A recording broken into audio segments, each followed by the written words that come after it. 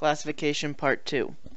This video is the second part covering the characteristics of the 4 eukaryotic kingdoms of life.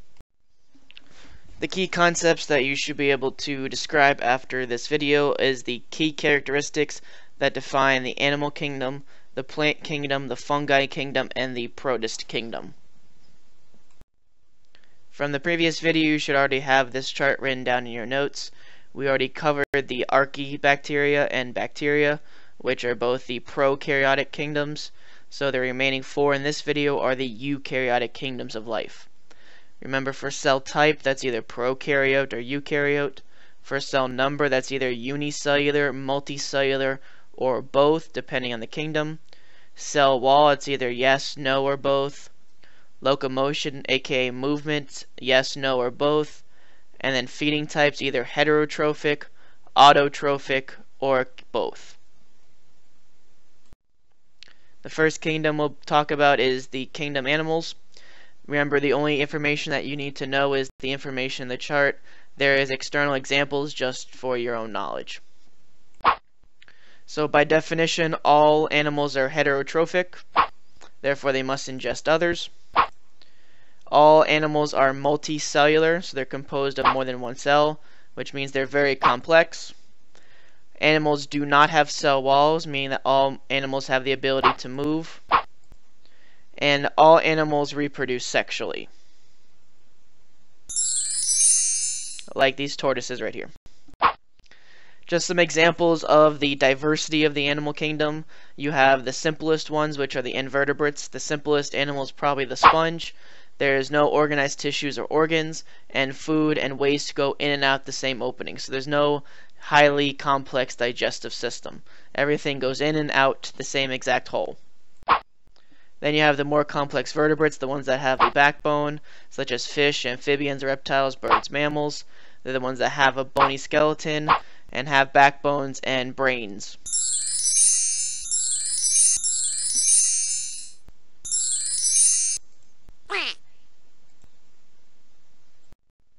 Second kingdom is we have the plant kingdom. The general characteristics of a plant are they're eukaryotic. They are autotrophs by definition. Yes, there are some examples of heterotrophic plants, such as the Venus flytrap. However, most of them, the vast majority, are autotrophic, so in the test we say that they're autotrophs. All plants have a cell wall made of cellulose, and all plants do not have the ability to move, so they have no locomotion. Also, all plants are multicellular, so plants are always composed of more than one cell working together. Some examples of the diversity of the plant kingdom: you have mosses, which do not have water transport systems, so they don't have xylem and phloem. You have ferns, which do not have seeds. You have conifers, which are your cone-bearing pine trees and such, that do have pollen and seeds. And finally, you have the most complex, which are the angiosperms, aka the flowering plants. And you can see over time how they developed in this cladogram. The third kingdom of life in this video is the kingdom fungi. Fungi are eukaryotic. They are heterotrophic, so fungi do need to feed off others.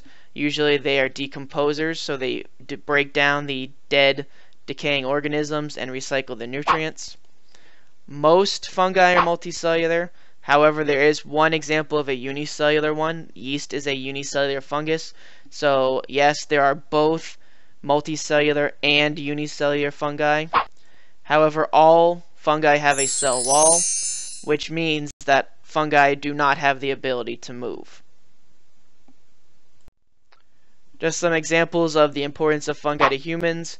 We've already mentioned how they're used in bread production, beer, wine, cheese production. All of those use yeast to ferment the food. They're also used in medicine production. Penicillin is an antibiotic that's derived from a fungus, so fungi are extremely important to humans.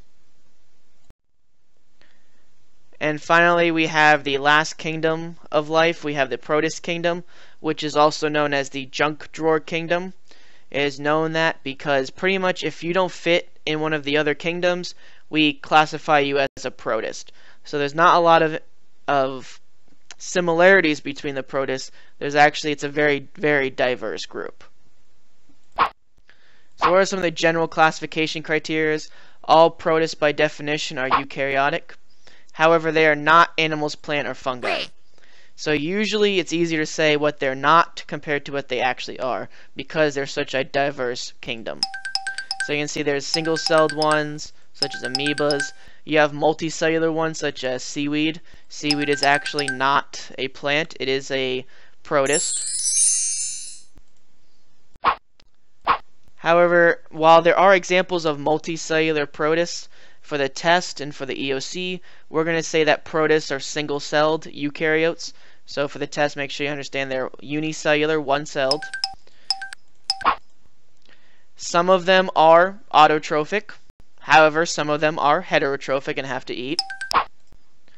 Some of them reproduce asexually and can just clone themselves. Other ones reproduce sexually, or a combination of both. Some of them are pathogens and cause disease. Some of them are actually very beneficial to us. And some of them do not have the ability to move or are sensile, while other ones do have the ability to move. So for locomotion, there's both present in this kingdom. Some examples of animal-like protists, which are heterotrophic. You have the amoeba, you have the paramecium, and you have stentors. So all of them actually have to consume other single-celled organisms for their own food. Usually they consume the plant-like protists for their food. So you have the plant-like protists, which are autotrophic and use photosynthesis. Euglena is an example of one. Algae is actually a plant-like protist. And then you have diatoms, which are present in ponds and lakes and some of the oldest living creatures on the entire planet. And finally, you have parasitic and pathogen protists. Malaria is caused by the protist Plasmodium, which infects red blood cells and carried by mosquitoes.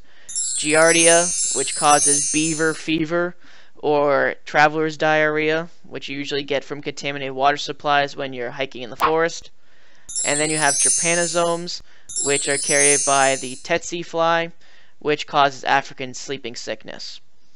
So just to recap the Protist Kingdom, they are eukaryotic, they are single-celled. However, some of them have cell walls, some of them don't. Some of them can move, some of them can't.